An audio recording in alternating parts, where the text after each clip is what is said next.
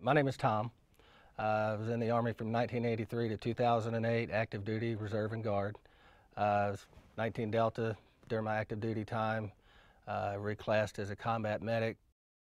A particular IED attack that I was involved in, having to evacuate some wounded, kind of rocked my world a little. It was a big IED. It took out the lead Humvee, the Suburban, and my Humvee. The guy that was more critically wounded, I took in my Humvee, but we couldn't shut the back door. Back door wouldn't shut because the stretcher was too long. So I got in the front seat, holding pressure on his wounds, hanging over the seat, holding pressure on his wounds and trying to hold this 500-pound door shut. Not realizing it at the time, I completely shredded my shoulder and my spine trying to hold that door shut. When I came back from Iraq, I didn't enjoy doing anything. I didn't want to go anywhere. I didn't want to be around anybody. I definitely didn't want to be in crowds. Waking up in the middle of the night screaming. One night in particular, I woke up and I could hear my wife screaming, "Oh God, don't hit me."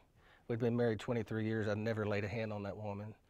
That was really unsettling. It was really difficult for me too because I was medevaced out. My unit was still in Iraq. And you know, I felt like I'd failed. I felt like I let them down. So there's a lot of depression going on with that. Of course, I didn't think it was PTSD, and here I am, I'm a combat medic, I'm an Army trained nurse, I'm supposed to be able to recognize these signs and symptoms, but I guess you're supposed to unless they're happening to you.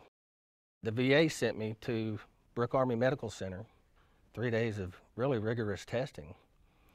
Came back with a mild to moderate, or moderate to severe TBI. Once I knew what was going on, then we could start working on, and granted, you don't fix a TBI fixes itself, but you learn how to adjust until that happens. I had an individual therapist that I'd meet with on a pretty regular basis. I would see him at least once a week, if not twice a week, and I was going to group therapy probably every day. The individual therapy was great to me because we could talk about the things that just really going on with me. But when I started going to the groups and could see that, and I didn't go to groups with just OAF, OEF guys. There was Vietnam guys in there. We even had a World War II veteran in there. What happened to us in combat might have been different, but what happened to us after combat was very, very similar.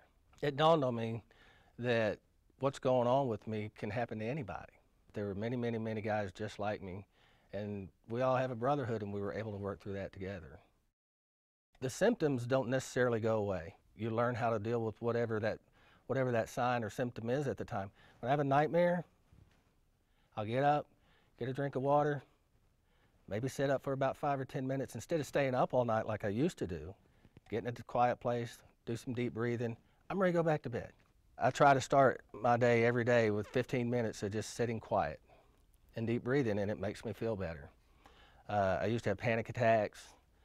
I haven't had a panic attack in 6, 7 months. I'm definitely enjoying life a lot better now than I did in 2007, 8, and 9.